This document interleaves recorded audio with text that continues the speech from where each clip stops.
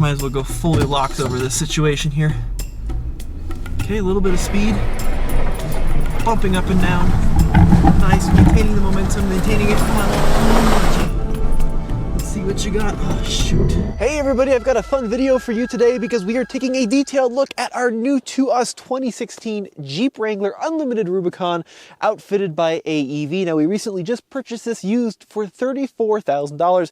And in this video, we're gonna talk about the value proposition here, why we purchased this vehicle. We're gonna give it its first taste of dirt and a little bit of everything in between. It's gonna be a fun video today. Let's get right into it. Now this vehicle is going to fill a very important void here at TFL. This is going to be a dedicated filming/recovery vehicle, especially in this upcoming summer. We've got some really big off-road adventures planned, and we need a dependable vehicle where we can permanently attach cameras to, have inexperienced videographers or producers drive, and just be a general all-purpose rig. And that's where this comes in. Now it's old enough where it's not going to be too much of a shame. We run it into some trees and get it pinstriped, but it's not so old where it'll still do 80 miles an hour on the highway reliably for thousands of miles. And that's a really key kind of void that it needs to fill, right? I'd love to have our videographers drive like a $5,000 WJ Grand Cherokee that has 35s and a 6-inch lift, but it has to be comfortable and safe and easy to drive on road. And some of those older rigs just aren't. Now, the other nice thing about this vehicle is that it's been fully outkitted by the folks over at AEV.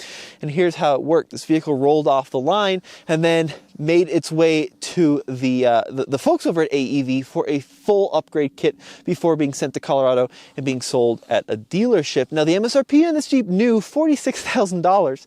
Pretty wild, right? A nearly fully loaded Rubicon for $46K. Nowadays, that would be 65, 67, 69 grand before you talk about the V8 option. So Jeeps have gotten a lot more expensive. But then we've got about 20 grand, 22 grand or so worth of AEV accessories on here that brought the final price to the mid $60,000 range. And let's talk about the front of it. Now, AEV, American Expedition Vehicles, has a long history of building some of the highest quality parts in the industry. They're not sponsored in any way.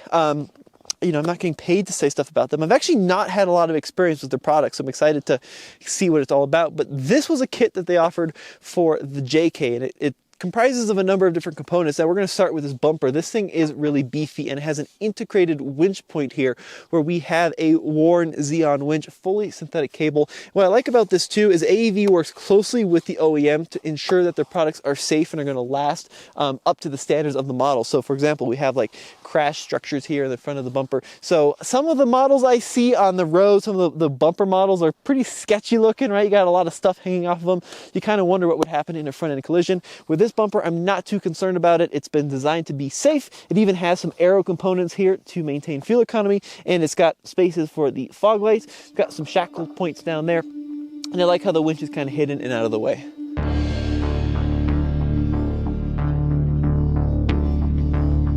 All right, well, first time in the dirt in the Wrangler JK. Pretty excited about this now. I'd love to dive right into like a 7 or 8 or a 9 out of 10 trail, but we're gonna start out here in a snowy Andres pit, which I think is gonna be more difficult than it looks, just to kind of get a good feel of how this vehicle performs, see what works, see what doesn't work, that kind of thing before we go out on some major adventures. Now, if you are looking to go out on some major adventures, you gotta check out Onyx Off-Road. They are our go-to off-road navigation software. It integrates with Apple CarPlay and is a truly fantastic way to know not only where the trail is, but what to expect in terms of difficulty, ledges, that kind of thing. And the trail network they have there, I mean, it's just absurd how big it's gotten. All right, so let's do this. Let's go into 4-wheel drive low here, and we'll see what exactly works on this Jeep and what doesn't. So 4-wheel drive switches down here. Let's see if low range works. So there's high, neutral, and then we're gonna go into low, and then into drive. Oh yeah, we got drive to the wheels up for sure. So I think we're ready to go tackle Andres pit. We're gonna try out logs first. So we've got these giant logs, go figure, dug into the earth at various degrees and angles on a pretty steep hill. It's not much of a challenge when it's dry. It is pretty challenging though when it's wet or snowy, and of course we got both of those challenges today, so we're going to see how this works. Of course we do have some crabbing going on in 4-wheel drive low as those front and rear drive shafts spin at the same speed, but let's see how this AEV suspension rides after 64,000 miles. So far feeling really good. nice and compliant, plenty of clearance. Oh, that's what I mean. So it really has a tendency when it gets wet to be kind of gnarly as to where it throws you on these logs. Okay, well, I'm gonna go ahead and try flicking on a locker. Maybe we'll go ahead and try the rear first. So we'll do axle lock. Says the rear is locked there. And then we're probably gonna need to take it with a little bit of momentum here. So we're really gonna have to test out that suspension capability now.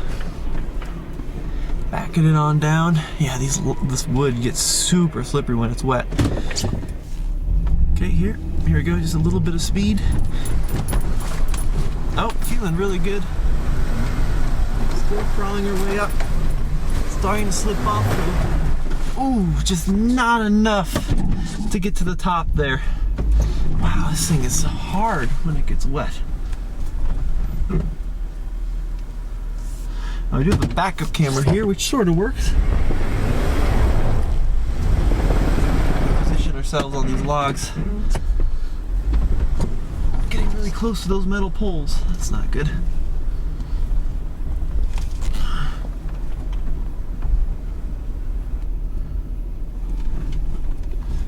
Almost to the top there. We just have those final couple of logs to crest.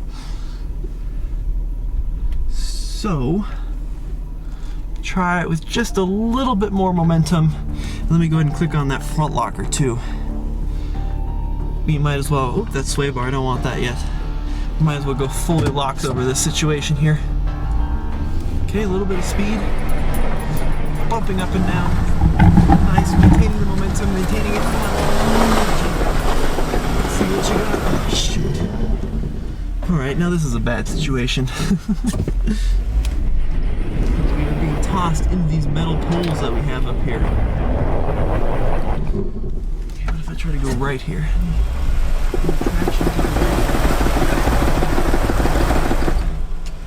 Whoa, let me get out and analyze. See what's going on here. Oh, geez. Well, we're pretty darn close to the top, but we're kind of just digging some holes here. And as you can see, I got that big metal rebar sticking out there, so I don't want to back up into that. Maybe we'll have to pull that out so we can kind of back off and reset, because I am not going anywhere. Let's see if we can do that. Up for auction right now over at TFL Bids is this awesome 2022 Chevy Colorado ZR2. Basically a Bison that's got tons and tons of AEV modifications that make this thing ready to hit the trails and tackle whatever you want to throw at it. Not only that, it's got 2 sets of wheels and some vinyl graphics. Check it on out over at TFLbids.com. Now let's talk about the suspension on this model. So AEV also does the lift kit. It's right around 3.5 inches or so.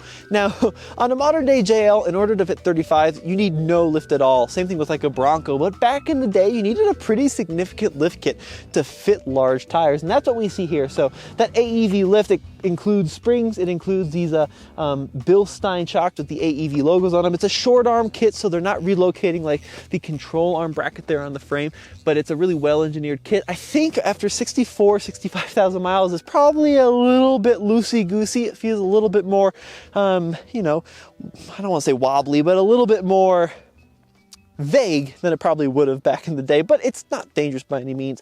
And then the wheels on these, I love these wheels. This is actually an AEV design as well. So it's a 17-inch wheel, and this was called the Salta wheel, believe it or not. And once again, you get the AEV logo there, and I love how the valve stem sticks through this little port here and is actually pretty well protected from rocks and the like. It's a really, really, really good design. Yeah, pretty happy with that overall, and it's actually got a specific back spacing to fit the Jeep Wrangler in specific, so that you have a safe design when you're going down the road. They really spent a lot of time on stability and making sure that the width was still there without poking too far beyond the original flares. Now these tires, yeah, pretty excited about these. These are the Mickey Thompson Baja Boss AT tires. I do not have any experience with these tires at all, so I'm really excited to see how they perform. They're brand new. The previous owner just stuck them on, but one thing I am noticing down here, we have the 3-peak snow rating. So as we kind of play around in some of this wet stuff out here today, I'm excited to see how those perform. This has gotten pretty sketchy pretty quick. That's always the thing about snow wheeling. It's fine, it's fine, it's fine, and then really quickly it stops being fine.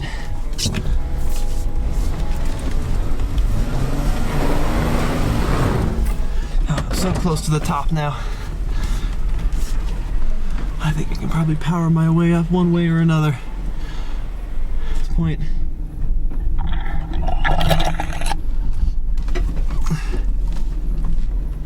Should we give it one more go?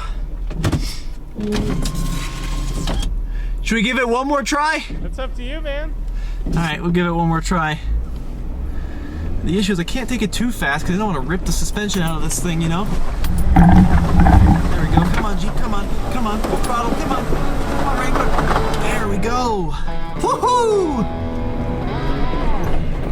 Nicely done. All right, let's go try rocks next. And before we do rocks, I'm actually going to go outside and let some of the air pressure out of the tires. You know, I thought this was going to be easier than it ended up being. So, yeah, I think airing down is going to be what we need here.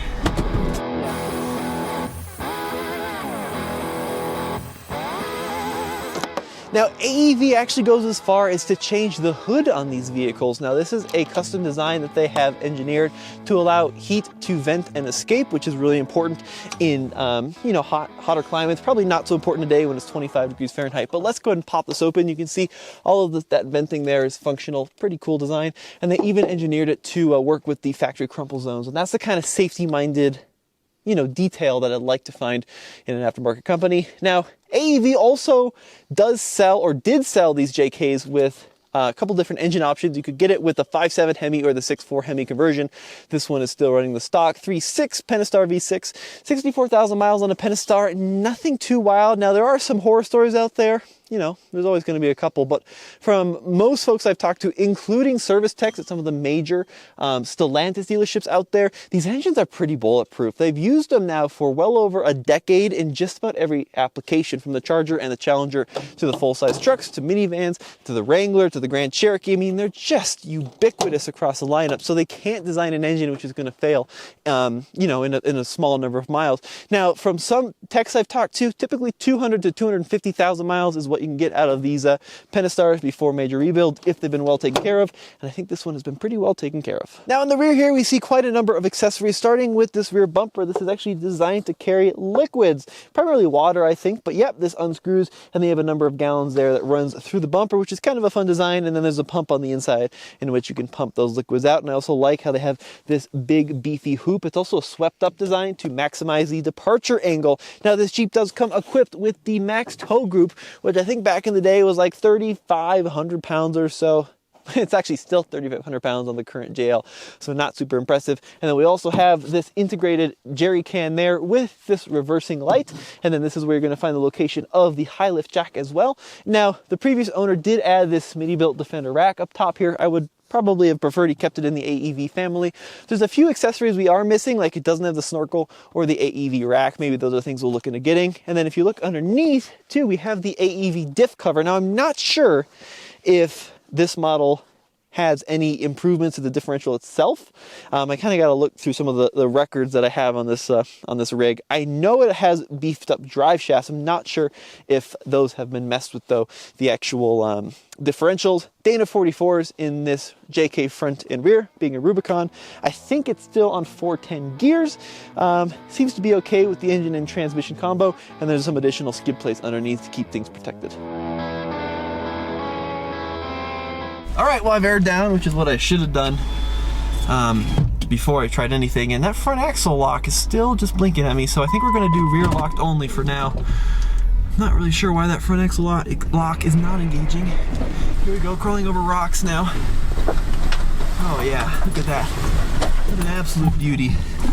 I took that with a little momentum because I thought I'd need it, but turns out we definitely didn't. That was just truly impressive.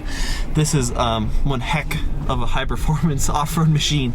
It's amazing what you can do with these JK Wranglers. Highly underrated platform.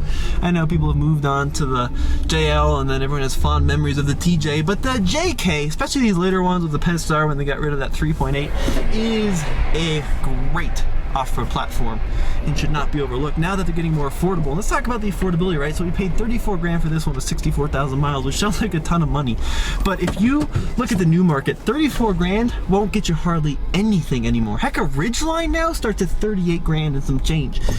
You could get a base model Wrangler or a base model Bronco, but if you wanted, for example, my Wrangler, which Willys two-door manual transmission, nowadays for 2023 that's going to be like a $35,000 rig, and that is 2 doors with no power windows, no power door locks, no power mirrors, and 32-inch tall tires. Of course you do get the warranty, but you don't get a lot for your money nowadays. So here we go, we're going to try trenches, and I'm going to try disconnecting that front sway bar here.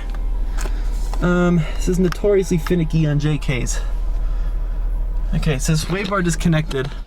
Now, as we step on the inside, there's a number of modifications in here as well. First of all, I have to say that these JK interiors have aged pretty darn well. JK was introduced, I think, for the 2007 model year.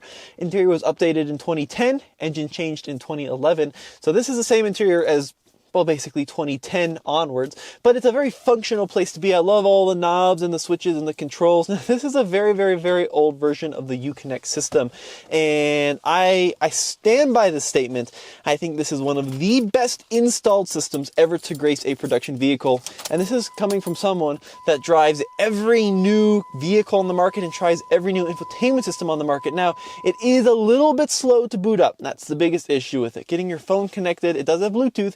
It does take 30 seconds to 45 seconds to actually get your phone connected, but the functionality on this unit is just beautiful. It's so easy to use. So many new manufacturers have gone to all sorts of fancy doodads and buttons and haptic controls. This is straightforward, simple, and I absolutely love that. Now, below that system here, power windows in this model. We do have air vents here, this little accessory mount, and then automatic climate control. So the way these work, a little different than modern days, is you actually set the fan and the direction to auto, and then you use this slider to control the temperature. Or if you want it manual, you just simply use this as a blue to red dot system, which is kind of fun. Heated seats on this rig, traction control up, hill descent control. The transmission, good old Chrysler 5-speed automatic. Pretty reliable, pretty easy to use.